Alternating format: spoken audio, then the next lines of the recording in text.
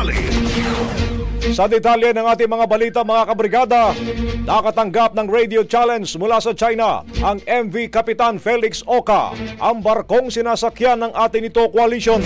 Ang mga barko ng Chinese Coast Guard na may mga bow numbers 3306 at 21549 ay makikitang umaligid sa naturang barko. Ang CCG 3306 ay lumapit ng hanggang 3 nautical miles habang hanggang 5 nautical miles ang inilapit naman ng CCG 21549. Parehas na nagpalitan ng radio challenge ang China at ang MV Kapitan Felix Oka. Ayon pa sa kapitan nito, mga kabrigada, hindi dapat nagpapatrolya at nagre-radio challenge ang China sa Pilipinas dahil bahagi ito ng teritoryo ng Pilipinas. Nakaalarma din daw na nasa 40 to 50 nautical miles lamang ang layo nito sa Palawan. Ibig sabihin, palapit na ng palapit ang China sa mainland Palawan.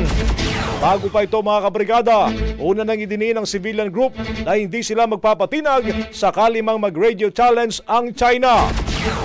Ipinadala naman ng Philippine Coast Guard ang dalawa nitong mga barko, ang barkong BRP Melchor Aquino at BRP Malapascua.